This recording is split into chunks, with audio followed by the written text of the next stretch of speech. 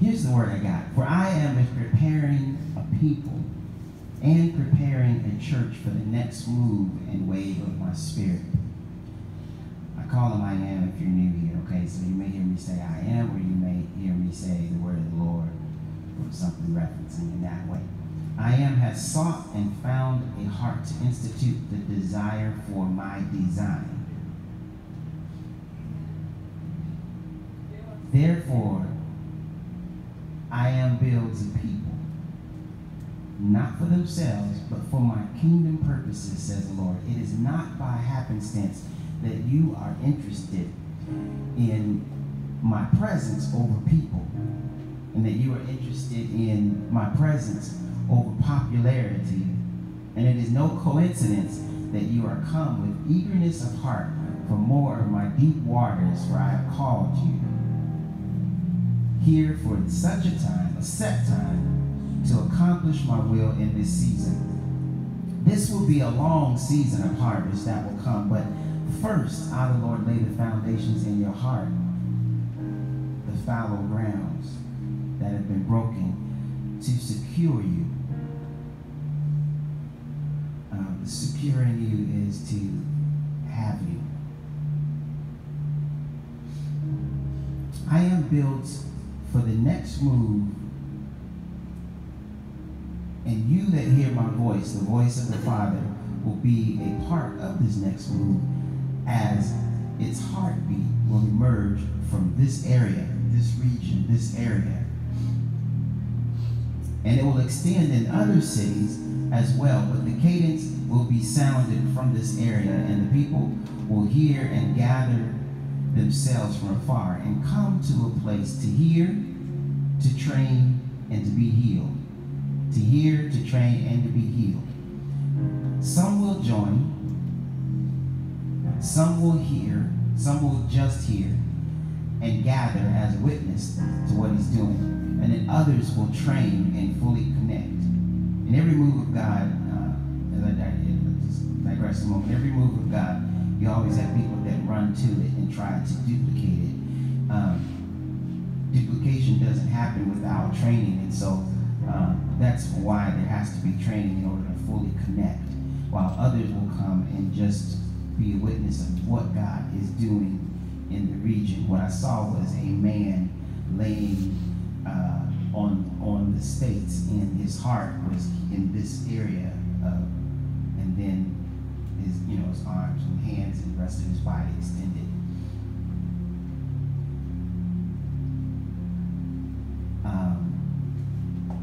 I am just moving my hand across the tri-state area and changing the tide.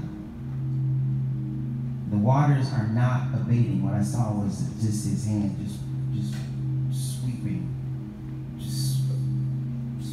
across the area. And he says, I am flooding the area with my truth, my son, my ways, through the fullness of my presence. Through the fullness of my presence. If I had to pack it a little bit for understanding, I would say that the fullness of his presence he's describing is just what we're experiencing here. We're not the only ones that will be experiencing it here in the region and activating these words, but we are for sure a part of it. So while he was talking to me, I was seeing the past conference with Chuck Pierce and Dutch Sheets that came earlier on this year. And they had gathered and prophesied concerning parts of this.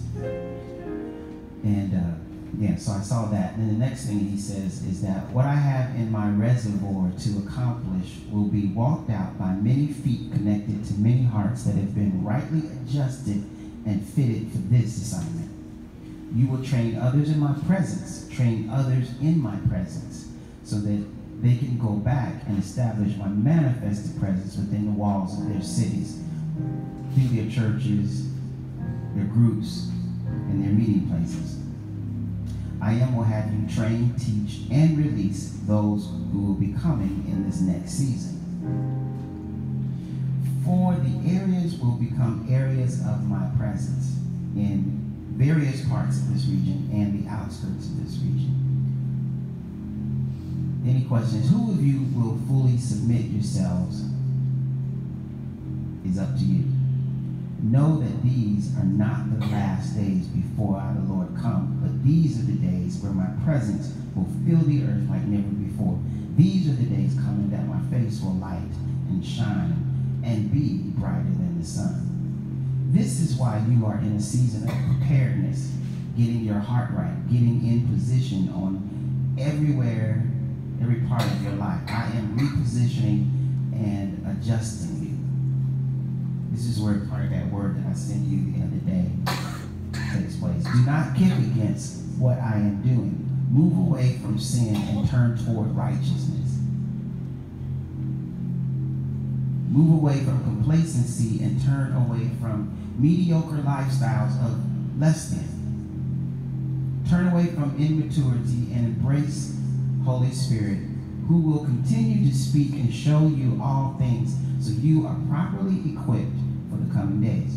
For just as armor is fitted for a soldier, just as shoes are made for a runner, just as a saddle is fitted for a horse and its rider, just as a bit is fitted for its mouth, or a boxer trains for 15 rounds instead of 10, you must train for endurance within my presence, while your flesh fights to keep you distracted and abated. You must train to remain in my presence so that things I have for you and for others can be outfitted on you and instituted within you as you stay in me, says the Lord. For a moment of time, once in a week, does not achieve the goal of being trained, fitted, and made ready for the next move. I need a people of my presence that live in me, carry me outside the four walls, into their homes, where I will continue to make you fit for my doings. The question, will you remain and be available? Just as I once said to David, seek my face, and he took me to Psalms 27:8. The Amplified Version says it like this, Psalms 27:8. You have said, seek my face, inquire for and require my presence as your vital need. My heart says to you, your face, your presence, Lord, will I seek, inquire for, and require of necessity and on the authority of your word. I love the Amplified. It is time to seek and know me, says the Lord. You must review the plans of your heart and make them my plans in these next days. You must not seek your own, but seek what is mine, says the Lord. But this is not a church as you would have it. This is a training camp as I would have it to be for the next move in this generation. Training begins and continues in my presence, says the Lord. You will sing what you've heard. You will sing what you've never heard. Seek me in your singing. Don't seek the familiar places that you've heard and surround your hearing with every day. Seek the voice of the one who rejoices over you and begin to repeat my voice in the earth. Worship I am with loudness. Everybody say loudness. Loudness. Everybody didn't say it. And that's the problem. Don't be ashamed to lift up your voice like a trumpet in worship. For the sound of many waters is the worship that he longs for and listens for and presents himself within.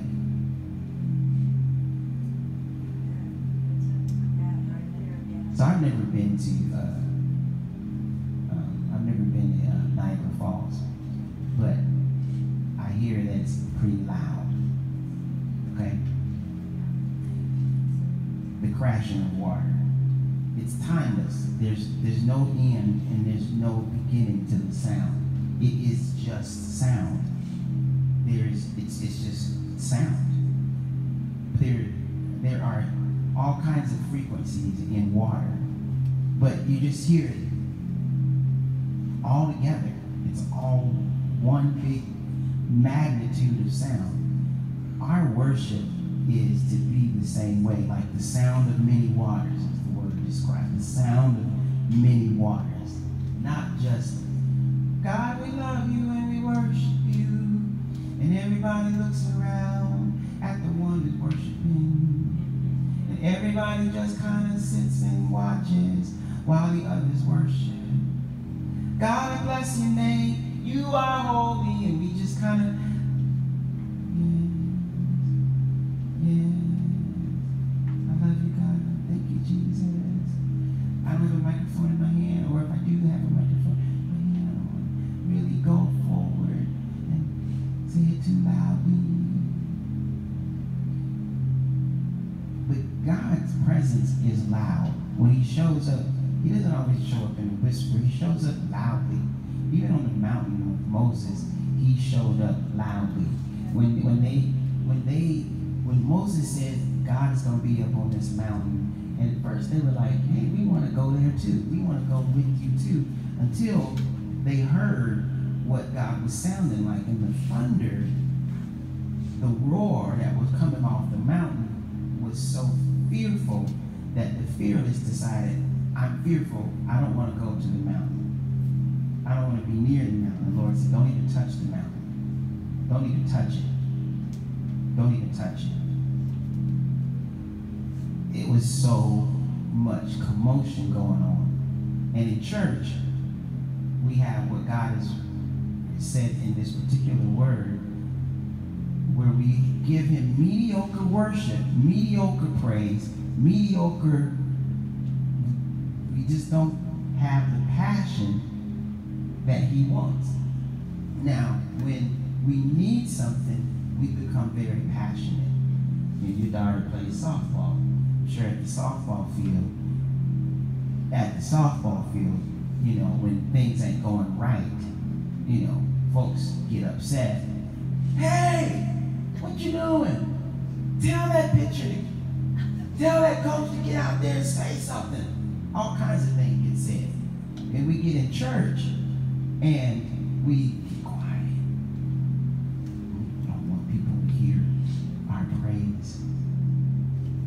We want to speak in a whisper. And God's not looking for that. He says, lift up your voice like a trumpet. Shout unto God with a voice of triumph. If you're victorious, then shout. And even if you're not really feeling victorious, shout anyway, so the devil doesn't really know how you're really feeling. Just do it anyway. So make a joyful noise unto the Lord. We were talking about that this morning. Genesis over there in the very, very backside. And her mom, we were talking about, you know, some people just can't sing and they shouldn't be on a microphone. They shouldn't. They should, because they can't sing. And God didn't ever say put people that can't sing on a microphone. He said have skillful people doing what they should do. And then he said make a joyful noise. So there isn't like an in-between. It's just like either you can and you're skillful, or you just make a noise. So make noise. It just be joyful and make noise. Go ahead and that's good, but don't get on the mic with your noise. Just do your noise. Do your noise. But we kind of retrained our brain, and where we used to be like children that would just make all kinds of noise, and you had to say, be quiet.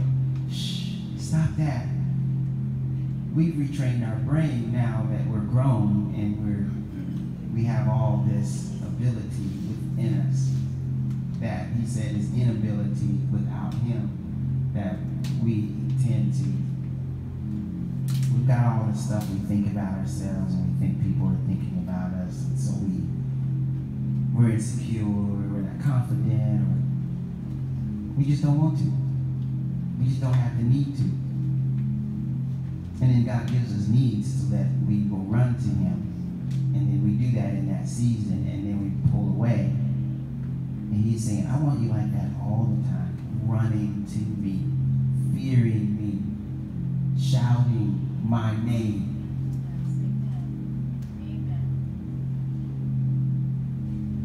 And we are going to get to that place. I'm telling you. We are not going to be a mediocre worshiping church. We are not going to be. The level of our worship isn't going to be based on the music. It's not going to be based on Derek. It's not going to be based on the singing. It's going to be based on our love for him and our fear for him. So he says the last part, that he is constructing for his purposes. He is constructing for his purposes. He says, now take this word and respond in the earth. I want to hear your agreement with heaven. Take this word and activate it within your bones and require your body to move according to the voice of the Lord. Don't lag behind and wait. Tell somebody next to you, don't lag behind and wait.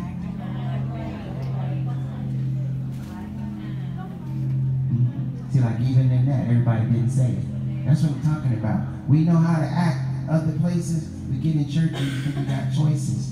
Everything isn't optional. If you want to be free and you don't know how to be free, and somebody's free telling you how to be free, you should do what they're telling you, and you will get your freedom. Amen. That's right. Oh my gosh. That's right. That's right. Now tell somebody, whatever it was I just said for you to tell them. Don't lag behind and wait. That's what I said.